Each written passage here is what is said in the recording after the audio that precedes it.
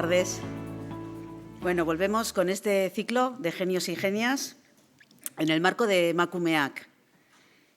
Como ya muchas de las aquí presentes sabéis, iniciamos este ciclo en los pasados meses de marzo y abril y hicimos 4 sesiones en febrero-marzo del 2024 y la semana pasada iniciamos este segundo ciclo que va a contar con 5 conferencias, con 5 sesiones. La semana pasada, en esta misma sala, Laura Freixas nos mostró la vida y obra de Virginia Woolf y de Vita Sackville-West y hoy vamos a tener la segunda sesión que luego os voy a presentar y a la ponente magnífica que tenemos para esta segunda sesión. Jeinuak ziklo honek emakume garrantzitsuez hitz egiteko aukera ematen digu. Eta ezagutu ez dugun euren benetako balioa berreskuratzeko aukera ere. Eta emakumeak proiektuaren barruan egiten dugu. Dakizuenez, proiektu honetan hainbat ekimen jartzen ditugu martxan. Guztiak emakumeen ahalduntzearen alde eta emakumeen lana eta ekarpenak agerian jartzearen alde. Hoy voy a comenzar dando la bienvenida a Carmen Domingo, que es quien nos va a acompañar. Carmen Domingo es escritora. Carmen Domingo cuenta con casi 30 libros publicados. Bueno, ya sé que alguno tiene ya ahí en capillita, que también está finalizando, de ensayo, narrativa y teatro. Durante años, además, Carmen viene colaborando con distintas emisoras de radio y en distintos programas de televisión y también lo hace en periódicos y en revistas. Y es comisaria para la Biblioteca Nacional de la exposición María Lejárraga, Una voz en la sombra. Una exposición que me decía ahora por el camino, además, que se va a alargar en 2 meses más, lo cual yo creo que también da buena idea, ¿no? Pues del éxito y del interés que ha suscitado la misma. Y es precisamente a María Lejárraga a quien tendremos hoy la oportunidad de conocer de la mano de Carmen. Y quizás resulte paradójico que las personas que nos hemos reunido aquí lo hemos hecho para escuchar esta conferencia sobre María Lejárraga sin conocer o teniendo solo una vaga idea de quién es María Lejárraga. Una vaga idea que nos habla de una mujer que decidió firmar sus obras con el nombre de su marido, Gregorio Martínez Sierra.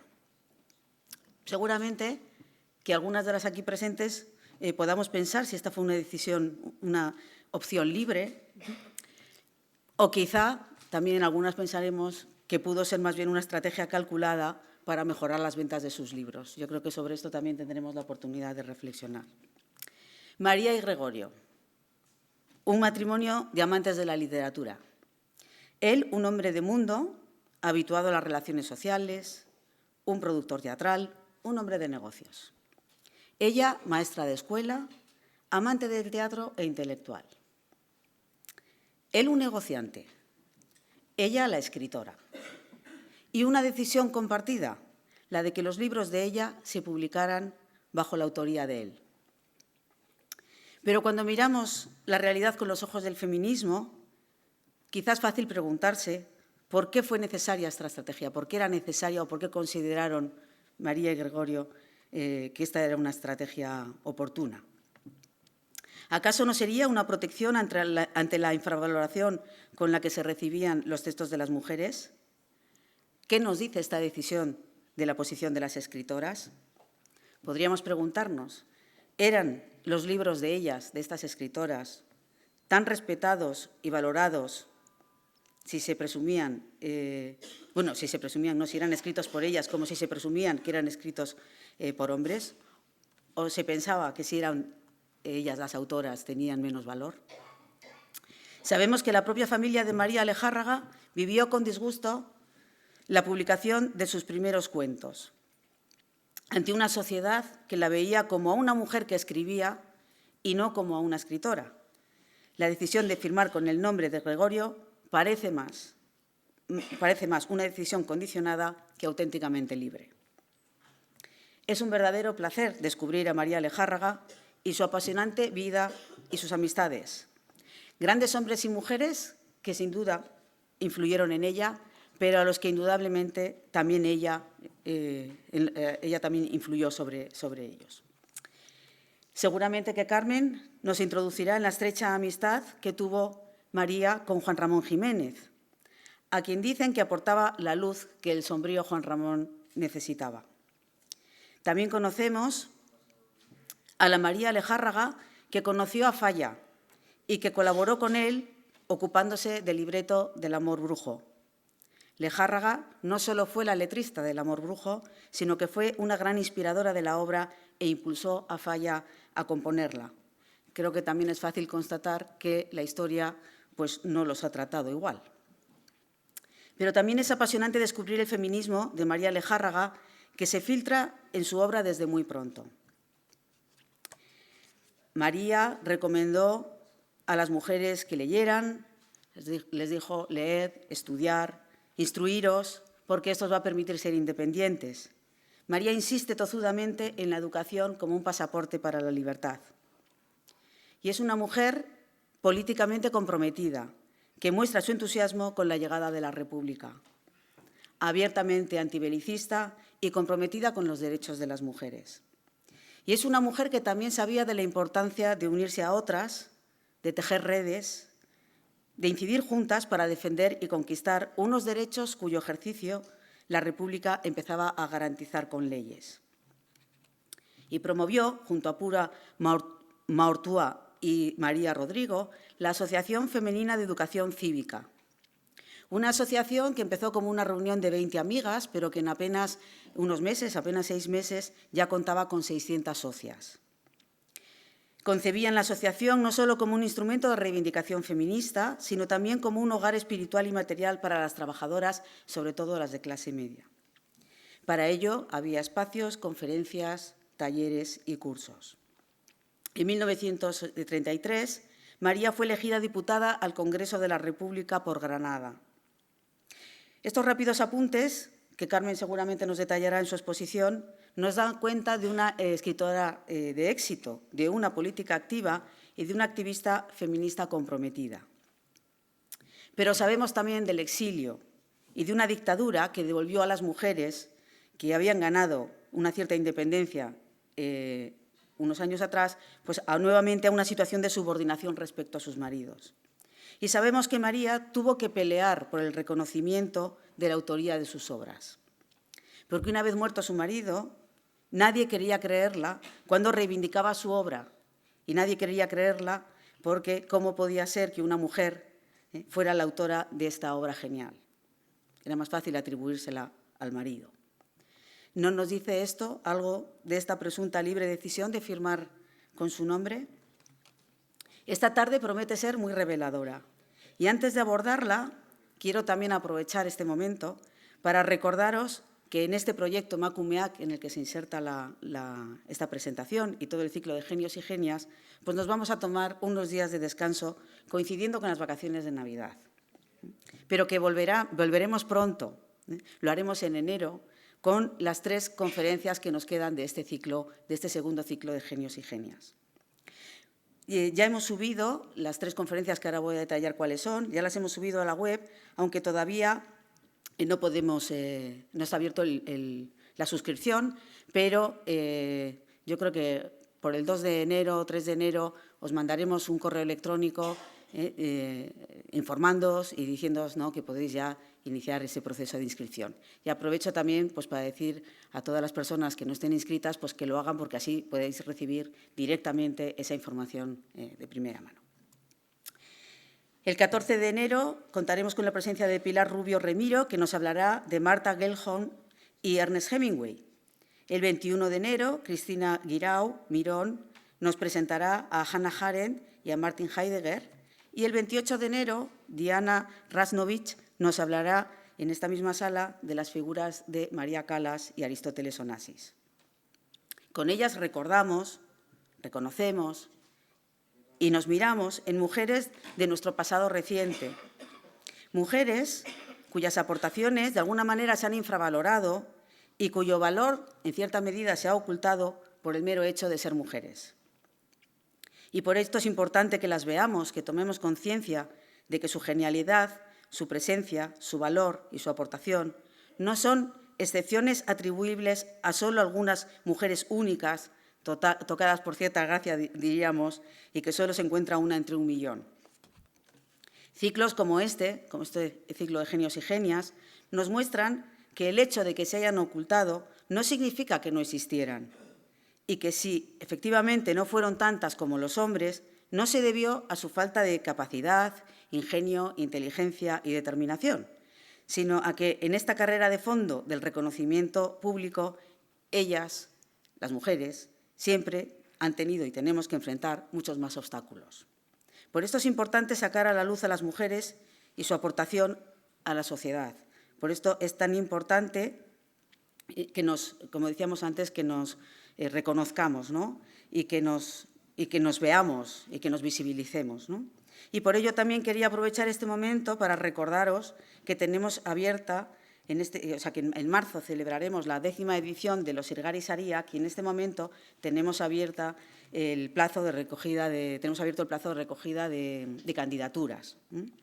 Estos Irgaris Ariak, las candidaturas estarán abiertas, la recepción hasta el día 17 de enero y contamos con 3 categorías. Un premio honorífico a la trayectoria de una o varias personas físicas en la promoción de los derechos de las mujeres y de la igualdad de mujeres y hombres.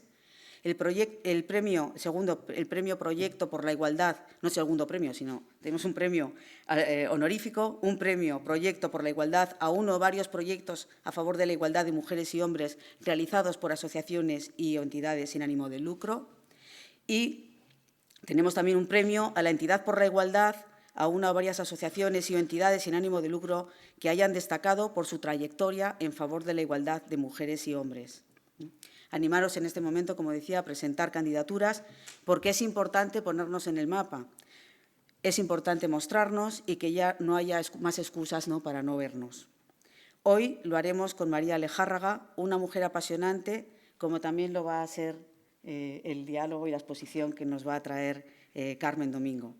Y recordar que después de la exposición primero daremos paso a la exposición de Carmen y después abriremos un turno de preguntas, pues preguntas o comentarios para que todas las personas que estamos aquí en la sala pues podamos dialogar, ¿no?, con Carmen. Carmen, zurea da hitza, eskerrik asko etortzeagatik. Gracias por venir, la palabra es tuya. Muchas gracias.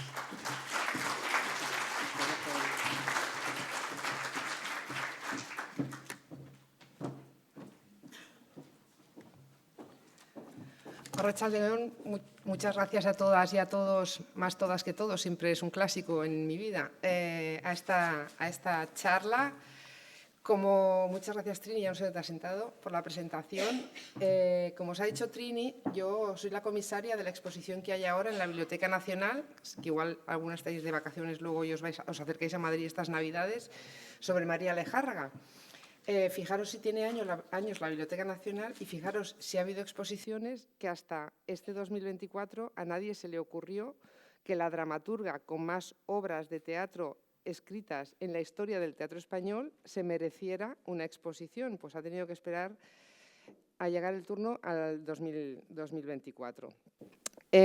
María Lejárraga, ahora os contaré un poco de su vida más concreta, porque, como ha dicho Trini, María tiene muchas facetas, muchísimas, casi demasiadas, me atrevería a decir en algún momento, y aunque son todas igual de importantes, a mí hay una que me parece especialmente importante cuando hablamos de la diferencia que existe entre hombres y mujeres, y es la participación en política, que parece que es una cosa, incluso a día de hoy, que es como más de hombres. Pues imaginaros en los años 20 y 30 del pasado siglo. Cuando yo pensé en la exposición de María Lejárraga, claro, yo conocía la obra de María Lejárraga y la magnitud del personaje, pero se me vino encima no solo todo eso, sino además es que es una señora que nace en 1874 y muere en 1974. Quiere decir que es una señora que cumple 100 años. 100 años en los cuales nunca deja de hacer cosas, que es una cosa que también hay que poner en valor. Luego lo veremos al final de las diapositivas, que es una señora que llega con 75 años al exilio, que se dice pronto, y tiene que inventarse de nuevo.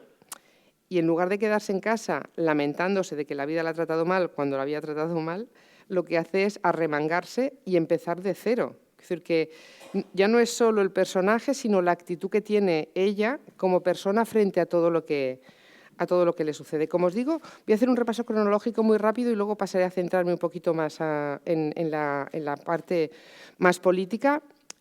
De todas las diapositivas que os he puesto, aprovechar para ver esta porque es la única en la que está Gregorio. Lo digo porque si queréis como guardar imagen del personaje, también lo tenéis ahí. En el resto de diapositivas me centro mucho más en ella. María nace en 1874, en San Millán de la Cogolla, en La Rioja. Nace en una familia, ahora la llamaríamos de burguesía media, clase alta no, pero burguesía media. El padre es médico, la madre es una señora que habla idiomas, que tiene interés por la cultura y que desde el minuto cero, o sea, desde el minuto en el que empieza a tener hijas e hijos, lo que tiene claro es que tanto los hijos como las hijas van a tener la misma educación y hace que sus hijas estudien, algo que es verdad que no era muy frecuente en la época. Y eso yo creo que, igual que marca a María, nos puede marcar a cada uno de nosotros. Quiero decir que es verdad que luego uno puede luchar contra las adversidades, pero si te lo facilitan desde el principio, igual se te abren las miras mucho más que de otra manera. Como digo, nace en 1874 en San Millán, se trasladan enseguida a Madrid, porque al padre lo trasladan a Madrid, se van a Vallecas a vivir, y hasta que tiene 13 años no empieza a estudiar de forma reglada en una escuela, en la Escuela de Comercio. Hasta ese momento es su madre la que le enseña, incluso la que le enseña idiomas. Porque es otra de las cosas que le pasa no solo a María, sino a muchas de las intelectuales que hemos ido oyendo estos días, porque digo estos días por los días en general, no de las conferencias vuestras, sino porque las mujeres de los años 30, sobre todo todas esas que tienen luego una representación pública más grande, casi todas ellas hablan idiomas ya, a diferencia de ellos, que casi todos ellos no hablan idiomas, que también es una cosa que como que sorprende. Como digo, en el 87 comienza estudios en la Escuela de Comercio, a los 16 empieza a estudiar para maestra y acaba los estudios de maestra en la Escuela Normal de Maestras, se saca el título de maestra, el título normal de maestra, el título de maestra superior, obtiene un título, saca una plaza en el 96, o sea, con poco más de 22 años ya tiene una plaza como maestra ganada por oposición, y en esas fechas, más o menos, la familia de Gregorio y la suya veraneaban juntos y ellos se conocen y se ponen a hablar. Gregorio es más joven que María, se llevan 10 años. Conoce a Gregorio Martínez Sierra, ella es una señora así como con planta, para que nos entendamos, es riojana, pero os podéis hacer a la idea que es como si fuera vasca, así como una señora con porte, y él en cambio es un señor así como un poco más pequeñito, con menos porte. Además es un Gregorio, pertenece a una familia en la que hay muchos enfermos de tifus, que están siempre enfermos, y eso también físicamente acaba siendo evidente en él. Bueno, en el 98 Gregorio publica junto a ella, publica Gregorio un poema que se titula El poema del trabajo. Funda la biblioteca educativa, yo os digo que de Gregorio voy a hablar poco, pero en estos primeros años es más necesario, y se casan el 30 de noviembre del 99, justo a punto de empezar el siglo XX. Juntos fundan la revista Vida Moderna. Como veis, todo el rato digo juntos, porque todo esto lo hacen juntos, pero no lo hace él sin ella, ni en ese momento, ni ella sin él, por supuesto. Juntos, 2 años después, comienzan un proyecto que a lo mejor os suena, que es la revista Helios, que fue muy conocida durante el romanticismo, y ahí es donde coincide, como ha dicho Trini, con Juan Ramón, con Pérez de Ayala, en fin. Empieza a juntarse María en ese momento con los que serán los intelectuales modernistas y luego ya con los intelectuales de los años siguientes. En el 2005 viajan a París y en estos años él publica un libro de cuentos y ella publica también un libro de cuentos. Él llega a su casa y dice a sus padres: he publicado un libro de cuentos, y como no podía ser de otra manera, en su casa se ponen todos muy contentos, lo celebran, lo felicitan, no sé qué, y ella llega a su casa y la reacción es ¿Qué hace una maestra metiéndose estas cosas? ¿Qué necesidad tienes tú de ponerte, de exponerte publicando cosas? Y eso a ella le hace decidir en ese momento que lo que sí sabe es que no quiere volver a firmar ninguna cosa con su nombre. No sabe si va, en ese momento, si va a seguir escribiendo o no, pero sí que no quiere volver a firmar nada con su nombre. Bueno, como he dicho, fundan una revista, fundan la otra, aparecen muchos artículos y publicaciones firmadas ya con el nombre de Gregorio. Todo hace pensar que en ese momento, o por lo menos con lo que yo he leído, no son solo ideas de María, sino que son ideas de los dos, que Gregorio sugiere una cosa, María hace otra, ella gestiona los artículos con él que luego se van a publicar, habla con todos estos intelectuales y modernos de la época. Suele estar más cerca de hombres que de mujeres, pero también es un momento en el que hay muchos más hombres en la vida intelectual que mujeres. Viajan a París, viajan a Londres. Todos estos viajes los hacen en principio porque a ella le dan una beca en un sitio, porque él está enfermo, entonces ella consigue una beca en Bélgica y se lo lleva para que, como hay un cambio de clima, el médico les aconseja que salgan de la humedad y vayan a climas más secos. En 1907 fundan juntos la revista Renacimiento. No os asustéis que no voy a estar dando todo el rato fechas, que ahora entraré a explicar más cosas. Fundan juntos la revista Renacimiento y ahí es donde sí ya empieza a conocer a mucha más gente y ella empieza ya a tener mucho más claro que va a dejar de ser maestra para dedicarse únicamente al mundo de la literatura. Conoce a los hermanos Machado, a Juan Ramón, a Benavente, a Rusiñol, a la Pardo Bazán, a Dors. Con Rusiñol, incluso en un momento más adelante, publicarán novelas traducidas a la inversa. Rusiñol les escribía los textos en catalán y María traducía al mismo tiempo que le escribía en castellano, o al revés, María escribía en castellano y el otro traducía en catalán, que tienen un par o tres de publicaciones en las que se cruzan los idiomas para que puedan salir al tiempo las obras en los dos idiomas. Rusiñol, cuando María se pone a escribir teatro, ya es consciente de la capacidad que tiene María y como en ese momento María todavía no tiene ningún nombre, ni Gregorio, ni ninguna importancia en el mundo teatral, consigue hablar con un productor y decirle, bueno, a cambio de que estrenéis una de mis obras, tenéis que estrenar una de ellos. Y eso es de los Lejárraga, Martínez Sierra. Y eso es lo que hace que por primera vez empiecen a tener una salida en el teatro. Luego ya, como funcionan bien, ya no necesitan esa ayuda, pero sí que Rusiñol es de los que les da el primer empujón y los ayuda. Y entonces empiezan a publicar muchísimos libretos y a estrenar muchísimas obras de teatro. Y Gregorio, como bien ha dicho Trini, acaba convertido, porque no es tanto escritor como gestor y como productor, en un gran productor de teatro. Tienen una productora de teatro, estrenan el Teatro Nuevo, tienen un teatro, ahí estrenan las obras continuamente y empiezan a hacerse populares, muy populares, tan populares como que estrenan obras de teatro fuera ya de nuestras fronteras, que era algo poco frecuente en ese momento. Seguramente os suena Canción de Cuna, que es una obra de teatro que luego Garci hizo película de ella, que es la más conocida. Canción de Cuna, que la escriben en 1910, 1911 y se estrena aquí en España, luego se estrena en Francia, se estrena en Gran Bretaña, se estrena en Estados Unidos, tiene una proyección.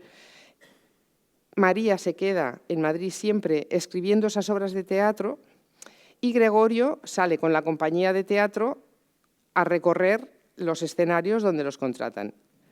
Va a parecer que es como un chascarrillo, pero ¿qué hacen los productores cuando se van con las actrices fuera a hacer obras de teatro? Pues no lo hacen todos, me imagino, pero sí no es un hecho aislado que algunos se acaben enrollando con la primera actriz, que es lo que le pasa a Gregorio con la primera actriz de la compañía que ellos tienen. Gregorio tiene una relación sentimental con Catalina Bárcena, que es la primera actriz de la compañía de teatro, y en ese momento, y se lo cuenta, se entera y luego se lo cuenta a María. Y María toma una decisión que a mí me parece sorprendente, sobre todo a la vista de lo que vamos a hablar ahora de política, y es que asume la situación, no digo como si no pasara nada, pero sí que asume la situación dentro de su vida, y entonces ella continúa haciendo el mismo tipo de trabajo que hacía siempre. Hay un momento incluso en el que Gregorio, porque Catalina se queda embarazada, se va a vivir con ella, y ellos ya, en uno de los textos en primera persona que tienen ellos dos, él ya queda con ella y dice, bueno, pues los viernes pasaré por casa, me haces la comida que a mí me gusta y así corregimos las obras de teatro. Y ella sigue escribiendo en casa y va viéndose con Gregorio. Nunca habló María de divorciarse, pensar que cuando en ese momento justo no, pero sí que poco después, sí que en la Segunda República se aprueba la ley del divorcio y podría haber aprovechado para divorciarse. Pero no sé si, que también podría ser del rollo, bueno, yo no me muevo de aquí, ya te apañarás tú con tu vida y paso a hacer gestiones, o simplemente es que ni valoró la posibilidad de divorciarse. Pero el caso es que no se divorcian nunca. Estamos hablando de los primeros del siglo XX, ¿vale? 1915, 16, 17, 18, 19, 20. En ese momento, os hablaba antes de la exposición del teatro, para mí la vida de María, que tiene una continuidad, sí que tiene 3 partes muy claras, y es esa primera parte, y en la exposición está puesto así, como en 3 bloques con continuidad. Esa primera parte en la que ella se involucra en lo literario, para que nos entendamos, entonces es cuando escribe las obras de teatro, como si la implicación literaria tuviera mucho que ver con la relación de pareja. Una segunda parte en la que coincide con la ruptura emocional, sentimental con su pareja, y entonces hace como una especie de clic que no le hace dejar de todo lo literario, pero sí le hace centrarse muy específicamente en la política. Y dentro de la política, en la educación, como ha dicho Trini, porque que también es una constante de las mujeres de los años 30, la preocupación por la necesidad de que la educación sea no solo pública y gratuita, sino que abarque a todo el mundo, sea mujer o sea hombre, y esa misma derivación es la que le acaba haciendo entrar a militar en el Partido Socialista. Bueno, como os digo, esta es una de las fotos de Gregorio y María más conocidas, donde él está mirando mientras ella trabaja. Parece una metáfora, pero no es una metáfora. Esta es en su casa de Zurbano a principios del siglo XX, no se habían separado todavía. Bueno, como os digo, luego empieza a implicarse mucho más detalladamente en la política, ¿vale? Para hablar de la política de María Lejárraga hay muchas conferencias y muchos artículos, pero fundamentalmente hay 3 libros. No sé si conocéis una editorial que se llama Renacimiento, es una editorial que está haciendo mucho hincapié en la recuperación de las obras de mujeres de los primeros 30, 40 años del siglo XX. No lo tiene todo, pero tiene muchas cosas, que si queréis recurrir, el libro Feminismo, Feminidad y Españolismo, que lo tiene publicado en el 1917, lo tienen reeditado también. Como os decía, hay 3 o 4 libros que, si queremos entender un poco la ideología y sobre todo el feminismo de María Lejárraga, que, por sorprendente que parezca, si tú ahora le quitas la firma y la fecha, en muchos casos hay textos que de forma casi íntegra podríamos subrayar muchas de las que estamos aquí hoy sentadas. Es decir, que tiene un planteamiento feminista que a lo mejor ella no verbaliza totalmente como feminista, aunque luego sí que lo deja escrito, y que se acerca mucho al que se podría defender a día de hoy, o que nos podría ayudar a defender muchas cuestiones a día de hoy.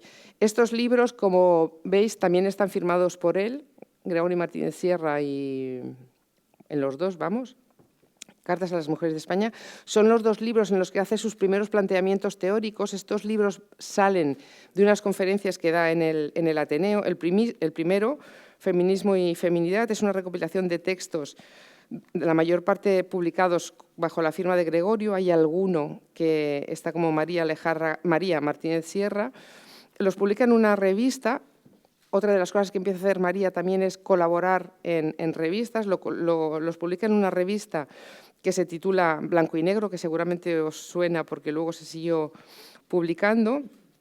Lo que quería María con estos artículos era divulgar el ideario feminista que ella entendía que era lo mínimo a lo que se podía esperar si en algún momento acababa llegando la la República, así como dar una visión, y eso se ve bastante claramente, de la situación en la que se encontraba en ese momento la mujer en España. Ya veis que el texto que os he puesto, ella pide que tengan los mismos derechos y los mismos deberes que los hombres, las mujeres, que gobiernen el mundo a medias con ellos, ya que a medias le pueblan, y que en perfecta colaboración procuren su felicidad propia y mutua y el perfeccionamiento de la especie humana. Pretende que lleven ellas y ellos una vida serena fundada en la mutua tolerancia que cabe entre iguales. Es decir, que ya son planteamientos que son como clase de primero de básica, vamos, te diría. Y de primero de básica nuestro, pero que en aquel momento también son bastante sorprendentes. Cuando Trini comentaba que por qué mantiene el nombre, es verdad que no hay una teoría clara. La señora se murió en el 74, ninguno de los de aquí estábamos en el 74 hablando con ello, ni en su cabeza en el 18 cuando firma con su marido y luego lo mantiene. Hay dos teorías posibles, yo cada vez me acerco más a una, y es que María, que era una señora muy inteligente, se dio cuenta rápido de que si había un libro que se titulaba Feminidad y Feminismo, que estaba firmado por una mujer, era mucho más fácil que no tuviera salida que si la tenía firmada por un hombre. Como había más lectores hombres que lectores mujeres, porque en aquel momento el índice del analfabetismo era más alto, la forma más fácil de llegar de alguna forma, aunque fuera indirecta, a las mujeres, era mantener el libro firmado por su marido. Porque luego esto eran, en este caso son artículos, pero en otro de los libros que os mencionaré ahora son conferencias, es decir, las daba ella la conferencia. Y a pesar de dar ella la conferencia, luego cuando salían publicadas con el nombre de Gregorio. Otra cosa os diré también, porque todo el mundo pregunta, ¿y esto cómo no esto se sabía? Es decir, que no es que María y Gregorio firmaran uno con el nombre de otro a escondidas y que solo lo supieran ellos dos. Si te pones a repasar hemeroteca de la época, a ver, no os diré que era Vox Populi porque no es Cristiano Ronaldo esta pareja, pero sí que los intelectuales de la época sí que sabían, y hay artículos en los que se menciona que esa obra de teatro está firmada por Gregorio, pero la ha escrito María, o la señora María ha escrito la obra de teatro cuando en realidad está firmada por él. Es decir, que era una cosa que se sabía, casi en algún momento acaba siendo como un formulismo, ¿vale? Otro de los libros que os recomiendo y que también están publicados recientemente. Os digo estos porque hay otros que son muy interesantes, pero que no hay forma de acceder a ellos. Así que si os interesaran estos y los dos que hablan en último lugar, estos sí que se pueden conseguir. Cartas a las mujeres de España se publica un año antes que Feminismo, Feminidad y Españolismo, y en este caso María parte de dos principios básicos, con dos frases, que dice ella misma. Sí, de las mujeres, sí, afirmativo, de las mujeres es el porvenir. Y para ser feminista, es decir, partidaria de que la mujer debe pasar su vida lo más feliz posible, haciendo la mayor suma de bien posible, siendo lo más útil a la humanidad, gozando con tan perfecta naturalidad como el hombre la plenitud de sus derechos de ser humano, basta con haber nacido ser humano y, por añadidura, mujer. Las mujeres deben ser feministas, como los militares son militaristas y como los reyes son monárquicos, porque si no lo son, contradicen la razón misma de su existencia.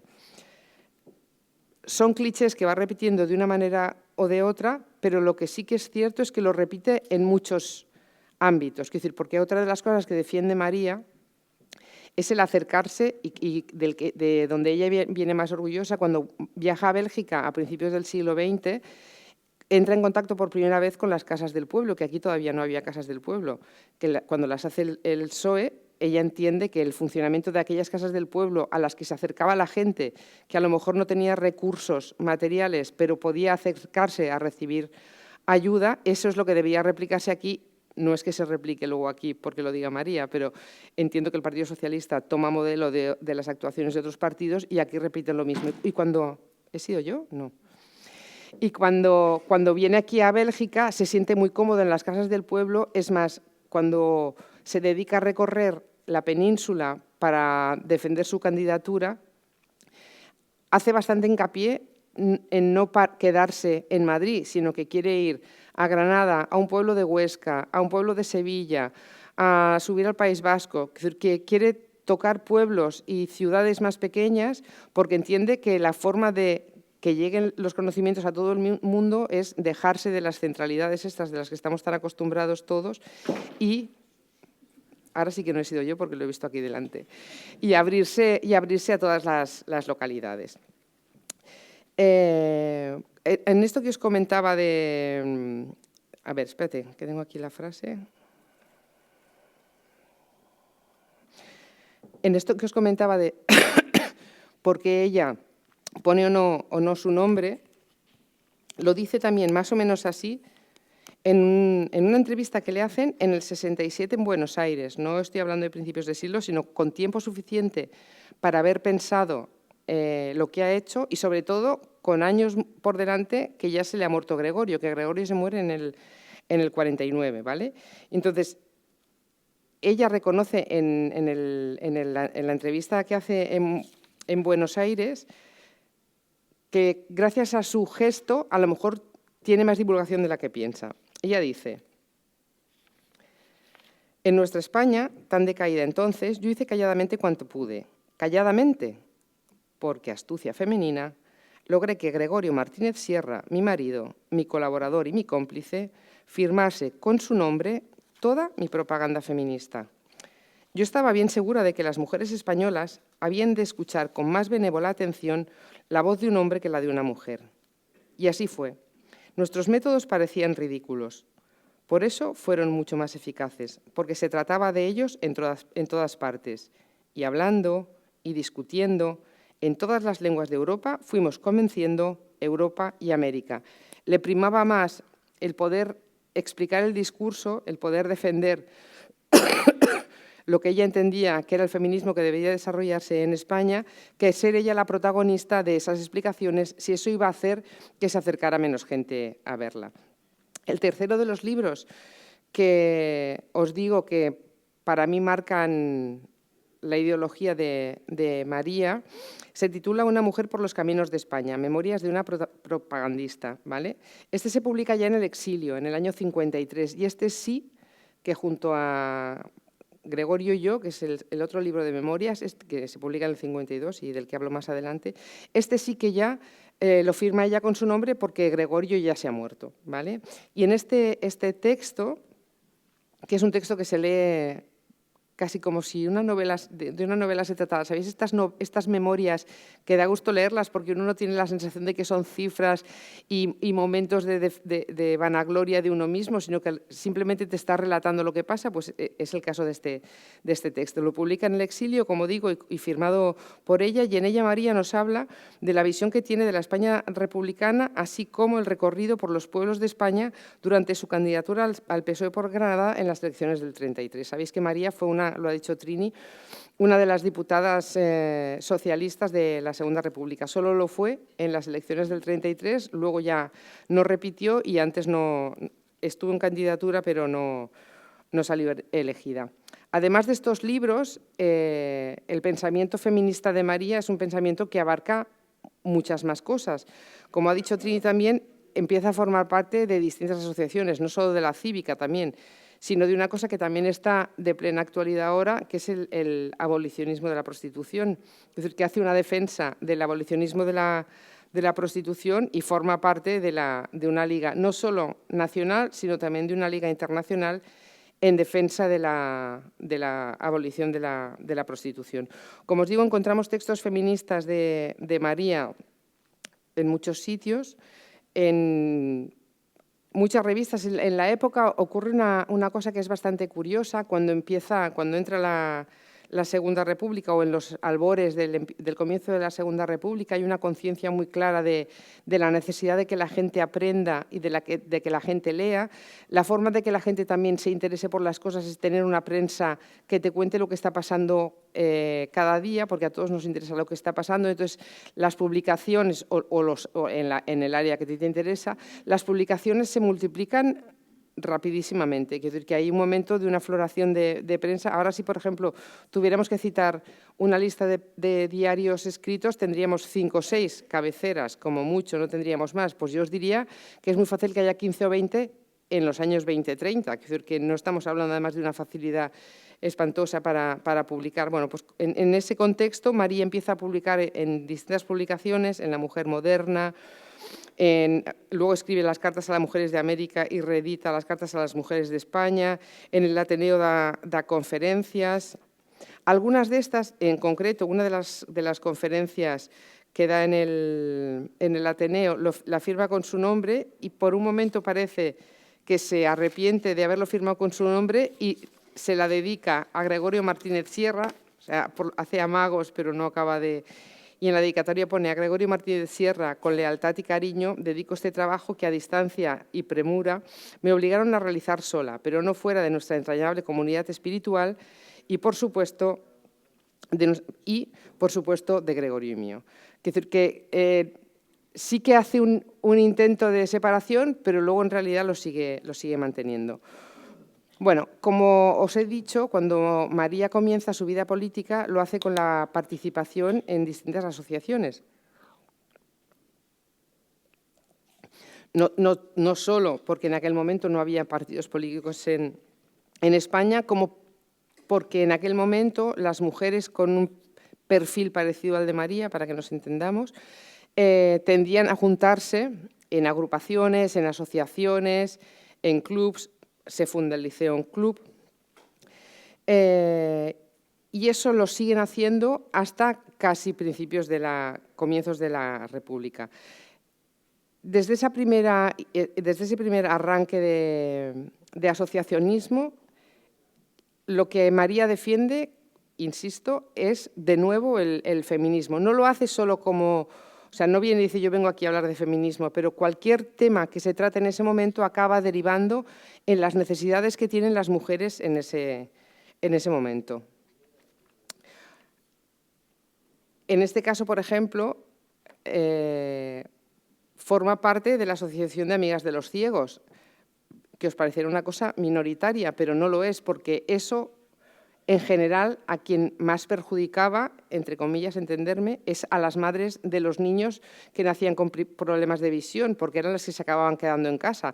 Si tú ayudabas a que hubiera, como era el caso, una escuela para que los niños que nacían con problemas visuales tuvieran una educación o una guardería, como era el caso, esas mujeres podían salir a trabajar, por ejemplo, o podían ellas mismas ir a estudiar a una escuela si no estaban alfabetizadas. Es decir, que no es una cosa que afecte a todo el mundo por igual. Es decir, que estas asociaciones podría parecer que eso beneficia a padres y madres, pero en realidad a las que más acababa beneficiando estas implicaciones acababa siendo a las mujeres.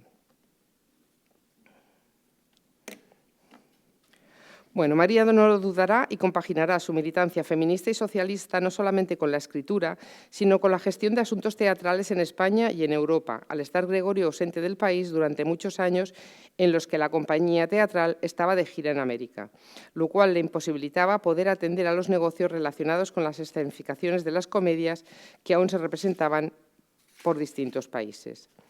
Sin embargo, en Una mujer por los caminos de España, María Martínez Sierra cuenta momentos vividos como propagandista del PSOE, ciertos episodios que vivió como conferenciante en diversas casas del pueblo, mítines claves en la vida de la República en que participó y reuniones internacionales a las que asistió como representante de su gobierno.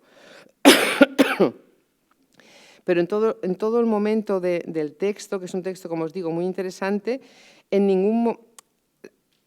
todo el rato lo que es omite como la importancia que tiene eso en ese contexto. Simplemente lo cuenta casi como si no fuera ella la protagonista, que en realidad sí que lo es.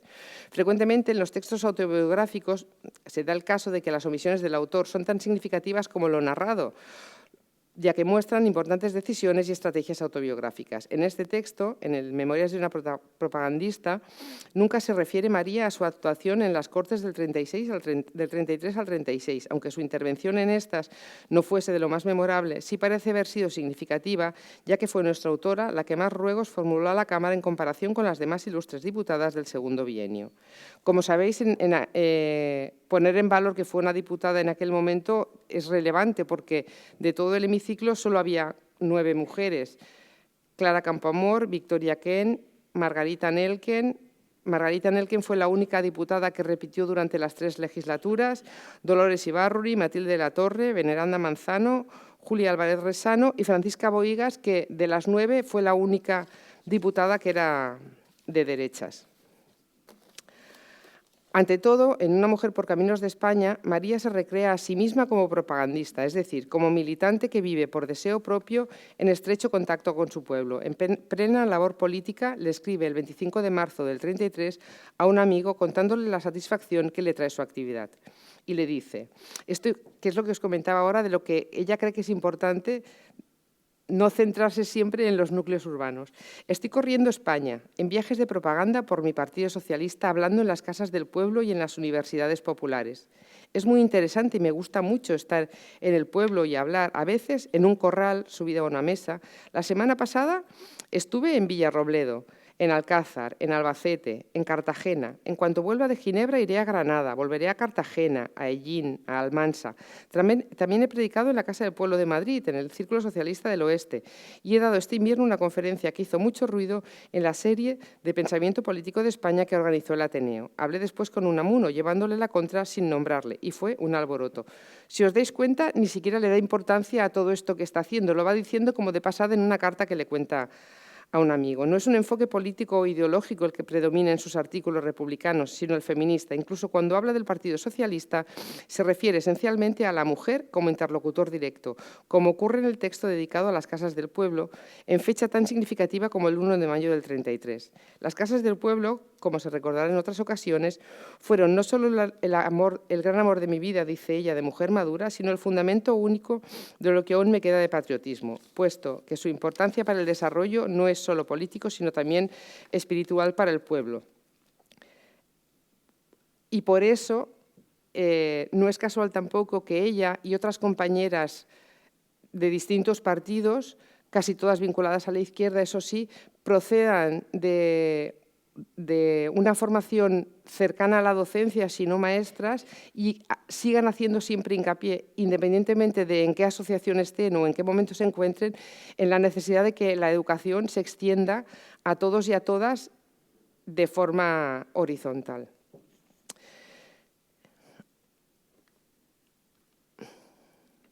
Bueno, cuando llega la Segunda República, que es un momento en el que, en el que María está, digamos que súper efervescente consigo misma, en el que cada vez se dedica menos a las labores del teatro, ya ha decidido que Gregorio, que es un buen productor, que no tiene nadie queja de la capacidad de gestión que tiene Gregorio, que es un buen productor, se encargue de la obra de teatro de la mujer con la que está y de la hija, que ella de vez en cuando puede ir ayudando en alguna de las obras en las que tiene, pero que fundamentalmente se va a centrar en el desarrollo político. Tanto es así que en una de las entrevistas, os he puesto aquí las declaraciones, reconoce que no tiene tiempo ni siquiera para sí misma. No tengo tiempo para mí. La República me ha sacado de quicio y no vivo más que de mí afuera. Vivo por ella, nada más. O sea, tiene una implicación en la que lo deja aparte todo, ya no solo el teatro y Gregorio, a grosso modo, sino que también se implica directamente por todo. Bueno, las elecciones del 34, que como os digo, son las elecciones en las que María está como candidata y acaba saliendo en la candidatura por Granada, escribe, este texto, que ya lo podéis leer ahí, iba a leerlo yo, pero no paro de leer, para no cansaros.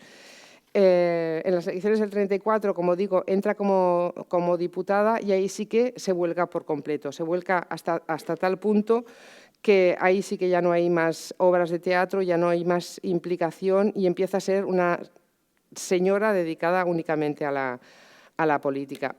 A todas estas, mientras tanto, antes de la Segunda República, en el año 30 me parece que es cuando Gregorio tiene más viajes al extranjero, donde la compañía se está más tiempo en Argentina o en Estados Unidos haciendo gala, María le pide a Gregorio que le deje todo estaba firmado a nombre de él, pero estaba, en teoría, escrito por ella, le dice y el pacto que tenían es que de todo lo que se ingresaba derivado de las obras de teatro, el 50% iba para uno y el 50% iba para el otro. Cuando empieza a viajar a Latinoamérica, que son viajes más largos, donde está más tiempo fuera, le dice a Gregorio, déjame un papel Porque si por lo que sea tú estás de bolos en Argentina y yo necesito gastar más dinero del que tengo previsto, que haya algo que me permita a mí ir al SGAE, bueno, ir a pedir que me den el porcentaje de obra, que me la den a mí y que no te la tengan que dar a ti, y le deja ese papel escrito ahí. Eso, mantenerlo en la cabeza, que luego lo retomamos. Como digo, el 34, María no necesita vivir porque tiene dinero suficiente, que no necesita vivir de la política, así que se puede permitir estar dedicándolo todos los días a eso. La Segunda República, como sabéis, es un momento especialmente interesante en lo que a movimientos feministas se refiere. Era, como comentábamos antes, casi como en la transición, que parece que solo lo hacían las cosas los hombres, pero si te pones a rascar un poco, resulta que, como éramos el 52% antes, como lo somos ahora, había muchas actividades y muchas inquietudes desde los grupos de mujeres y se trabajaba mucho. Ella se dedica cada vez más a ese terreno. Os he puesto otro ejemplo de una entrevista del Mundo Femenino. En este caso ya lo tiene firmado como María Martínez Sierra, no como María Lejárraga, pero sí como María Martínez Sierra. Gregorio estaba fuera en ese momento, así que creo que debió querer hacer un sí-no, como para no decir que lo firmaba solo ella, pero que seguían firmándolo los dos. Os he puesto aquí otra fotografía de una de las conferencias que da en la Cívica. La Cívica la ha mencionado Trini también antes, es una de las primeras asociaciones de carácter femenino y de preocupación feminista que existen en España, junto con el Liceum Club. El problema de estas asociaciones, y por eso se desvincula María más adelante de muchas de ellas, no es tanto que no estuvieran bien intencionadas, que sí lo estaban, como que hay un momento en el que ella tiene la sensación que cree que hay que hacer más hincapié en las clases desfavorecidas que en las clases que ya tienen como más herramientas para poder trabajar o estudiar por su parte. Y quizá sí que, bueno, conocéis la anécdota de que al Liceum Club invitan, me parece que es a Unamuno o a Juan Ramón, no sé a quién, a dar una conferencia y dice: yo no quiero dar una charla a un grupo de maridas. Bueno, las llamaban las maridas porque todas eran mujeres de algún señor relevante, en realidad ellas también eran relevantes. Bueno, que se crea como un poco el ambiente de que son como mujeres de una clase media alta y que a lo mejor no van a tener tanta sensibilidad como María considera con la gente trabajadora, y entonces María es cuando se decide a ir a militar al partido directamente o a asociaciones más pequeñas en las que no necesita tanta jacaranda, para que nos hagamos una idea. Os he puesto otra foto de otro acto suyo en el Teatro de la Casa del Pueblo. Ya veis que no riendo ganancias, o sea, se ponía aquí delante, tampoco es que hubiera tantas mujeres, que se levantaba y se ponía a hablar sin ningún problema.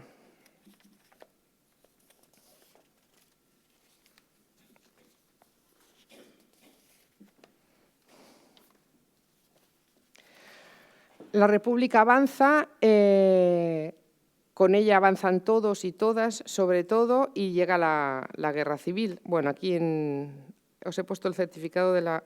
¿He tocado algo que no debo? No. El certificado de la Junta Electoral del censo, es decir, que era bastante popular en prensa también.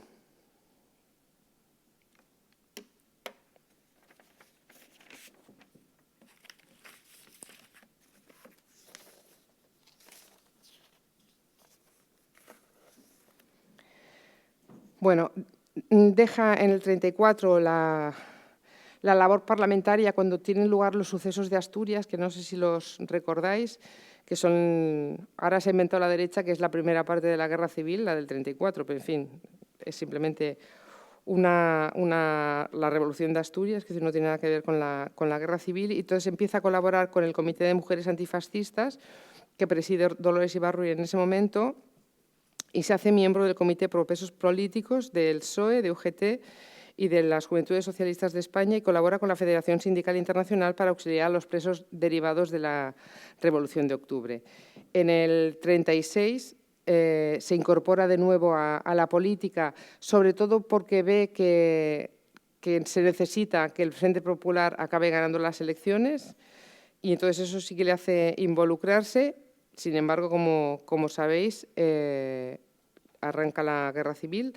Los sublevados el 18 de octubre, bueno, el 17 en Melilla y el 18 en la península, empiezan la guerra civil y en ese momento a ella la nombran miembro de la comisión gubernamental encargada de las indemnizaciones a los heridos de guerra y la mandan a Suiza como agregada comercial del Ministerio de Agricultura, Industria y Comercio.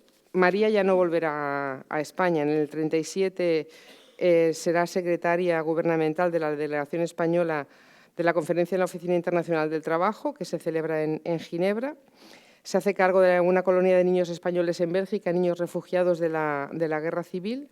No sé si de eso... Bueno, aquí os he puesto la fotografía del pasaporte diplomático de la República. Pensar que esta señora tenía 65 años, que tampoco es que tuviera 23 cuando empieza todas estas movidas de Bélgica, de la guerra, de para arriba y para abajo ya. Aquí os he puesto el pasaporte de la República del 38, donde la nombran.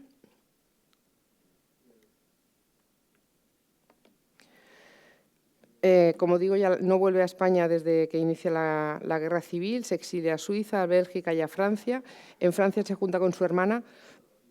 Tenía una casa en Cannes-sur-Mer que se había comprado cuando tiene el primer descalabro emocional con Gregorio. Se compra una casita pequeña en el sur de Francia, en Cannes-sur-Mer, en Nantes, y se va para allí con la mala suerte de que le pilla la Segunda Guerra Mundial y los alemanes, es decir, que acaba pasando bastantes malos momentos a nivel de subsistencia, para que nos entendamos. Hay algún texto de ella donde explica que llega a perder 20 kilos en 2 meses, es decir, que se quedan prácticamente sin capacidad de reacción. No solo eso, sino que no tiene dinero. Claro, recordar que Gregorio está de bolos por las Américas y que ella está en Francia, que obviamente no puede cobrar de los bolos que está haciendo de las Américas. Llega un momento en el que se tiene que poner a coser zapatos para poder sobrevivir. Su hermana está muy enferma, así que tiene que ser ella la que trabaje. En ese momento, claro, ya tiene una edad concreta, tiene cataratas y tampoco puede ni coser ni escribir bien. Se le juntan muchas cosas y al final, en el 45, decide que se exilia. A ver si os he puesto alguna imagen del exilio. Bueno, esto es un salvoconducto del 36 cuando está en Francia para poder moverse por Europa. Os he puesto la carta de residencia privilegiada también que le hacen al llegar a Francia. El certificado como refugiada española expedido en el 46. Bueno, en el 47 es cuando se va. En el 47, además, se muere Gregorio. Gregorio, como le pilla la guerra civil en Buenos Aires, no hace ningún esfuerzo por regresar. Sin embargo, empieza a encontrarse muy mal en el 45 y es cuando decide regresar a España. Obviamente, Gregorio no tiene ningún problema al regresar a España, ni lo tiene él, ni lo tienen las autoridades cuando regresa, y se muere a los 2 años de haber regresado. Se crea entonces ahí un problema para María, porque, bueno, no solo se le ha muerto Gregorio y se entera así como de mala manera por la radio, porque escucha una noticia diciendo que se ha muerto el dramaturgo y productor teatral, que no se entera de una manera muy, muy amable. Pero el problema no es tanto que se le haya muerto Gregorio, como que ahora no tiene ninguna forma de poder reclamar dinero. Ella llevaba tiempo intentando contactar con Gregorio para que Gregorio le mandara dinero. No lo consigue nunca de forma directa, tienen que acabar siendo amigos los que le manden algo de comida y algo de dinero, pero ahora que ya no está Gregorio, aún tiene menos herramientas como para poder reclamar el dinero que le deben.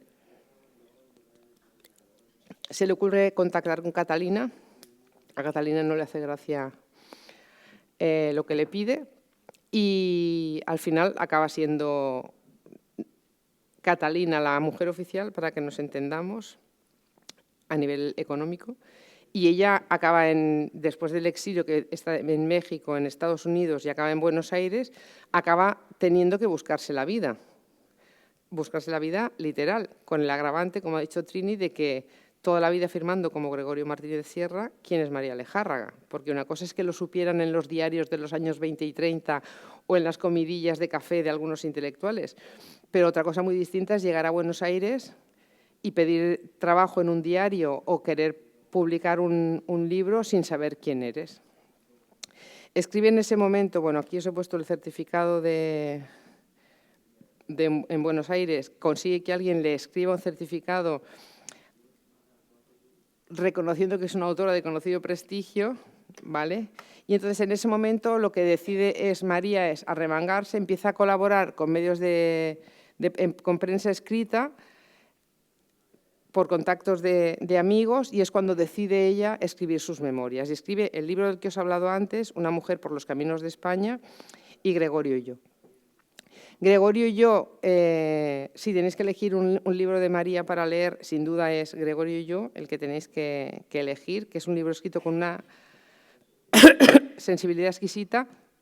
Es una prosa que se lee hoy estupendamente y que está publicado también recientemente, así que no vais a tener ningún problema.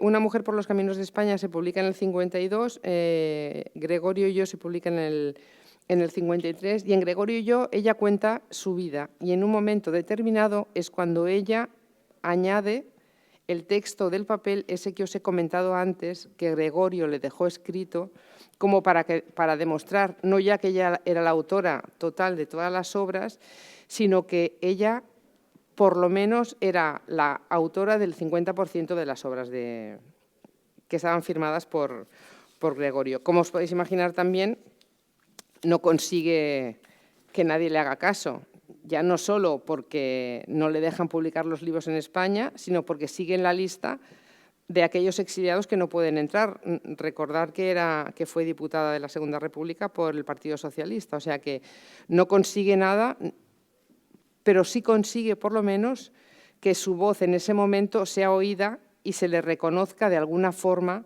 la autoría al menos del 50% de su obra. Después del 53, María escribe solo un libro más de teatro, que se titula Viaje a una gota de agua. Estamos ya con casi 90 años, quiero decir que pensar que el tiempo pasa para ella y para nosotros, y al final muere en Buenos Aires pocos días antes de cumplir 100 años en una pensión donde estaba viviendo. Y lo que sorprende, ¿verdad?, es que la Biblioteca Nacional hasta este año no nos haya hecho una exposición de María. Puedo seguir contando más cosas, pero si queréis yo lo dejo aquí y así podéis vosotros preguntarme alguna cosa más acerca del personaje o de la época, si os parece.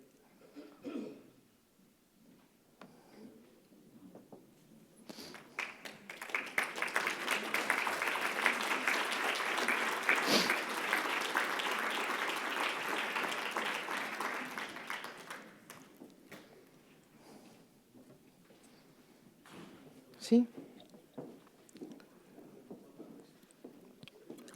¿Tendrá el micro? Ah, vale.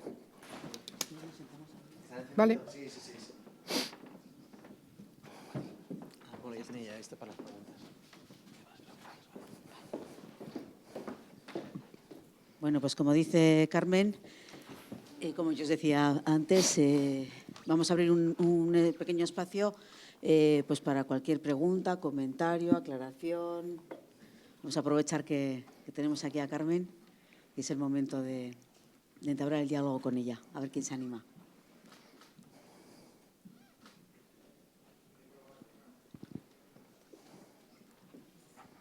Hola, buenas tardes. A ver, yo leí el libro de Gregorio y yo, lo tengo leído y es un libro que a mí me gustó mucho, como bien has dicho, se lee súper fácil. Entonces, yo cuando leí este libro me quedó una sensación un poco agridulce porque, de alguna manera, ella justificaba la decisión que había tomado de compartir o disimular su propia autoría, cediéndole la firma a su marido, que entiendo que igual, pues evidentemente obtenía ese beneficio de no estar expuesta, ¿no? Perdón, ni a las críticas, o sea, de ocultarse detrás de alguien, ni siquiera inventando un seudónimo, ¿no? Y también de alguna manera entiendo que en el momento en el que lo escribió, ella pretendía justificar por qué merecía esos derechos de autoría y, bueno, relanzar su vida o lo que fuera, sin llegar a incomodar a quien tenía la llave, ¿no? Pero aún así a mí me dejó esa sensación agridulce, porque de alguna manera, respetando mucho a todo el mundo, ella tomó una decisión, que fue, oye, tú te dedicas, o así lo pone en el libro, ¿no? Que igual, claro, tú tendrás más información, de, oye, a mí no me interesa nada el mundo de la farándula, el mundo de la representación, el salseo, el no sé qué, a ti eso te encanta y se te da muy bien, oye, yo escribo los textos, tú los vendes, Entonces, bueno, es un poco la sensación que me quedó. Entonces, no sé si nos puedes contar un poco más, bueno, qué teorías Porque en hay, realidad ¿no? es un poco, era como una empresa, Eso ¿vale? es. Lo que a mi error fue a mi juicio fue un error, fue que la empresa se llamara con el nombre de él. Si se hubiera llamado Martínez y Cía y él se llamara Gregorio Martínez Sierra y ella María Lejárraga y el nombre de la empresa no hubiera tenido el nombre de los dos, de ninguno de los dos, se hubiera entendido mejor, yo creo. Pero en realidad, para mí, acabó siendo como la muletilla. Yo no quiero, es lo que tú dices, yo no quiero estar en público, yo paso de rodearme y de estar saliendo, no quiero perder el tiempo, a mí lo que me gusta es escribir y a ti te encanta esto, pues tú haz lo que sabes hacer bien y yo hago lo otro. Por eso, de hecho, se compartía al 50, no tanto por la autoría como por gestión y relaciones públicas y autoría, ¿sabes? Y sí que es verdad que sorprende. Igual no tanto sorprende como molesta, a mí, por ejemplo, que una tipa que tiene unos textos tan lúcidos de defensa del feminismo y de la importancia de la mujer y que hace una defensa tan sensata de la importancia de la mujer en todas las áreas, ¿sabes? Acabe siempre, bueno, siempre no, pero en este caso, acabe oculta debajo del nombre, detrás del nombre del marido.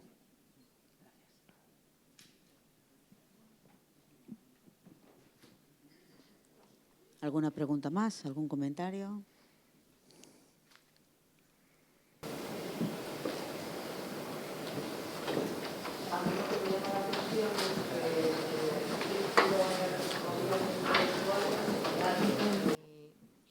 Mujeres habría pocas, pero ni hombres ni mujeres hicieran valer o cuestionaran ese trato o en el momento que ella tiene necesidad legal de hacer valer su autoría, no sé, hubiera algún apoyo legal, algún asesoramiento o algo que Claro, la piensa que cubriera. en el momento en el que ella necesita que le echen un cable con eso, estamos en pleno franquismo, en los primeros años del franquismo, que es el momento más complicado para que nadie reivindique la necesidad de autoría de una diputada socialista. Es decir, que en eso sí que era complicado. Sí que es verdad que tiene amigos, luego en México la ayudan, cuando se enteran de dónde está, la van a ayudar unos cuantos, pero claro, aquí en la península, en ese momento, en España, no se podía hacer nada porque no había margen de maniobra para hacer nada, nada de nada.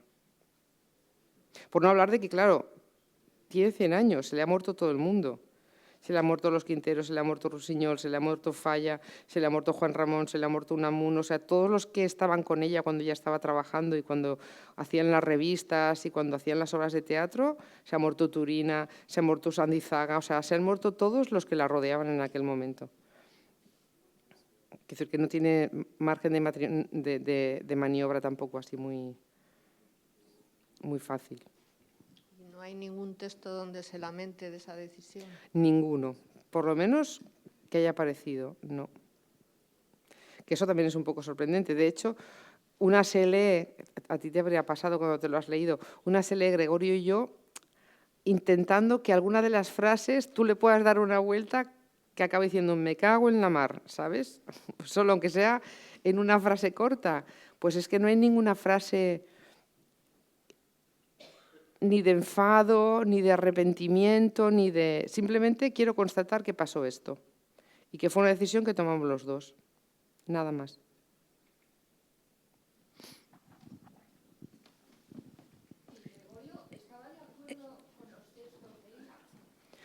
Mira, de Gregorio hay hasta cartas que le dice, ¿me puedes cambiar las dos últimas frases que son frases que no me gustan?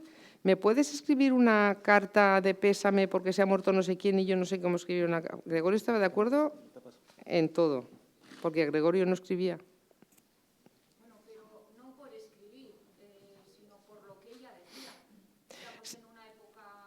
No, y además tiene, por ejemplo, tiene una obra de teatro que es un triángulo amoroso, tiene una obra de ambiente homosexual. María es mucho peor, porque escribía obras de teatro donde la protagonista era la mujer que estaba con Gregorio y se las escribe para ella como primera dama. También la otra se tragaba que la otra escribiera textos, quiero decir que todo mal, así, por resumirlo de alguna manera. Y sí, ¿no ves que las obras de teatro funcionaban? Es que hubo momentos en los que cada 2 semanas estrenaron una obra de teatro, sin exagerarte. Tenía una capacidad de trabajo, es verdad que no había televisión, que no estaba Netflix, que no tenían móvil, es decir, que había muchas cosas ahí, pero bueno, a pesar de no tener todo eso, muchas de nosotras no escribiríamos tanto.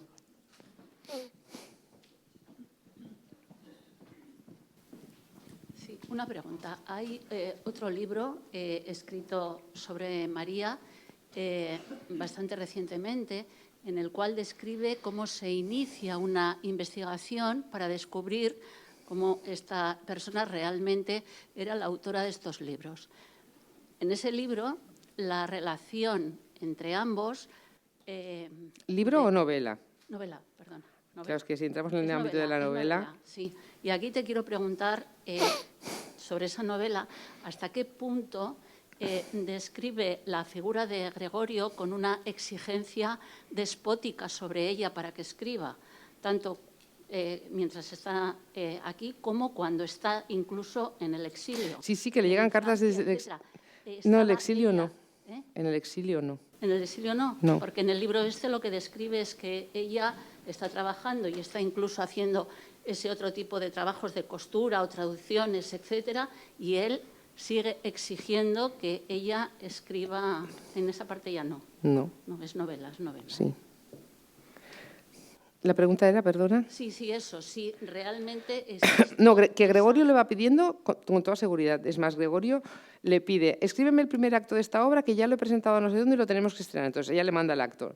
Y entonces, a reglón seguido, él una carta. Mándame el segundo acto porque ya estamos esperando con los actores para... O sea, eso sí que es una correspondencia continua cuando él está fuera. Sí, pero es una dualidad como serena y equilibrada Sí. entre ellos. No hay una exigencia despótica. Bueno, despótica no, él es un productor y como todos los productores, pues lo que quiere es ganar dinero. Y ella es una autora y también quiere ganar dinero. No, yo no tengo sensación. Lo que pasa es que sí que, claro, como productor igual puede, como si estás acostumbrado a que tu autora, la que sea, te escriba cada 15 días, a lo mejor el día que te escribe cada 3 semanas, y sí que hay un momento en el que como ella se dedica más a la política y orilla un poco más lo que es el teatro, pues claro, como que se separan mucho más los plazos de entrega, para que nos entendamos, como hablamos los escritores, ¿sabes? Pero tampoco creo que ella estuviera excesivamente presionada, ¿sabes? O sea, que igual el otro lo intentaba, podría ser. Que yo no tengo la sensación de que ella se dejara presionar así. Y en esta novela luego lo que describe es que es su hija quien se queda con todos los beneficios de la producción. Claro, eso sí literaria que... de ella. Y los trajes de la obra y los trajes de las obras, quiero decir que todo esto se lo queda a la hija de la Bárcena. Que es curioso también, porque aquí, como pasa siempre en todas las dictaduras, aplicamos lo de, como pasó con Serrano Suñer, que no nos gusta que la gente tenga amantes, pero si es la hija de Serrano Suñer vamos a hacer...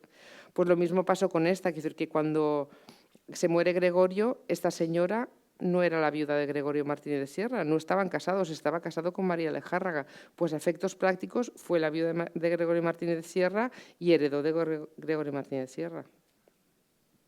Gracias.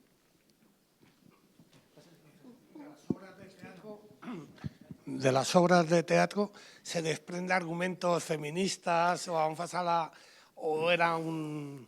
Bueno, hay algunas que son folletines, que era lo de la época, pero sí que hay otras que tienen argumentos. Ya te digo que es que hay obras de teatro de triángulos amorosos, hay obras de teatro de amores homosexuales, hay obras de teatro de reivindicación de la mujer despechada, o sea, no argumentos feministas políticos así, pero sí que son una narrativa escrita de alguien que tiene planteamientos feministas, sí. No todas, ya te digo, que, es decir, que con la producción que tenía hubiera sido un estrés que todas las obras fueran de reivindicación, pero sí muchas.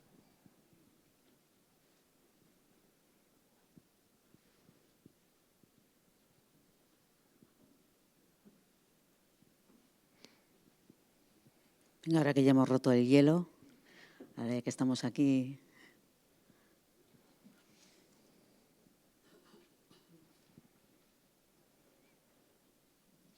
Vamos a aprovechar el momento que no tenemos a Carmen Domingo todos los días.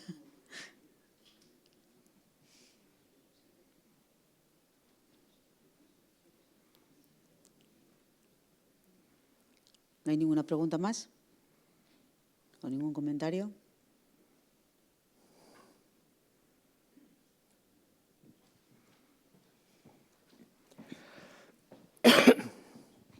Yo es que le estoy dando vueltas a la cabeza y nos estamos preguntando, como una mujer con,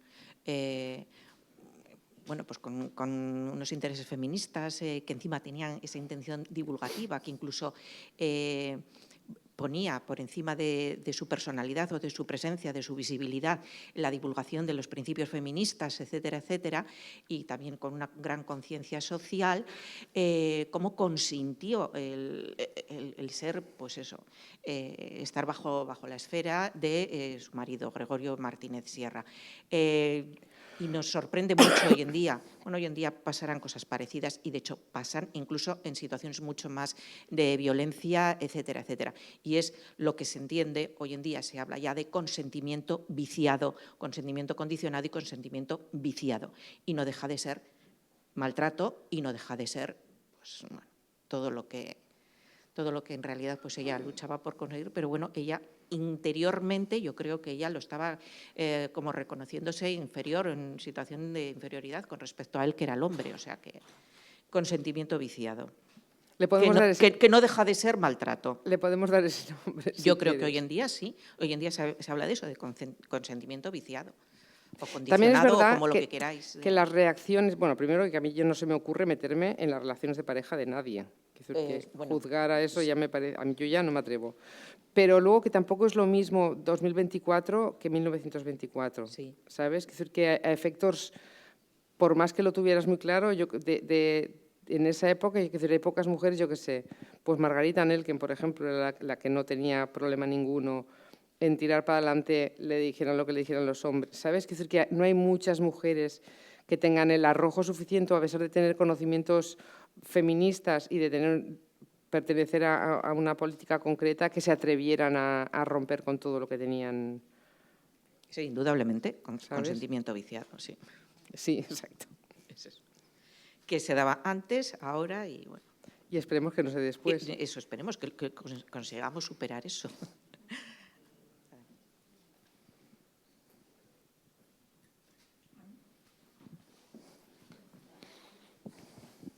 A mí me surge una pregunta o una reflexión, ¿no?, que tiene que ver con el reconocimiento actual, ¿no? Porque más allá de que ella hiciera eso que acaba de decir, ¿no?, del consentimiento viciado, que sigue pasando en la actualidad y que seguro que todas tenemos amigas, ¿no?, que no se enteran de las cuentas, que no se enteran de la empresa que ha tenido el marido y que cuando se separan están metidas en unos follones que te mueres. De los coches que tiene el parking de los tu coches, marido. no sé qué.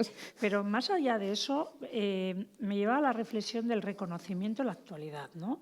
Hemos sido capaces, una sociedad ya democrática, con una ley de memoria histórica, de reconocer el papel, no solo en el ámbito político, sino en el ámbito cultural, en el ámbito de escritora, a mujeres como María Lejárraga.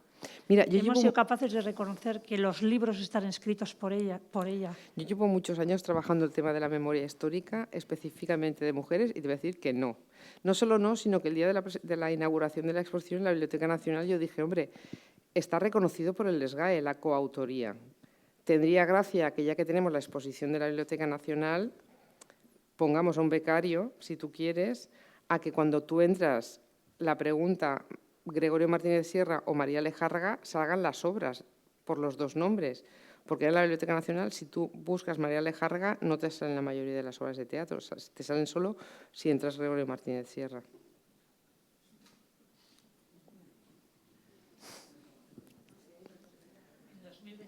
En 2024. Sí. De ahí la importancia de seguir haciendo charlas para poder hablar al menos de estos temas. Trabajo sí. tienes un rato.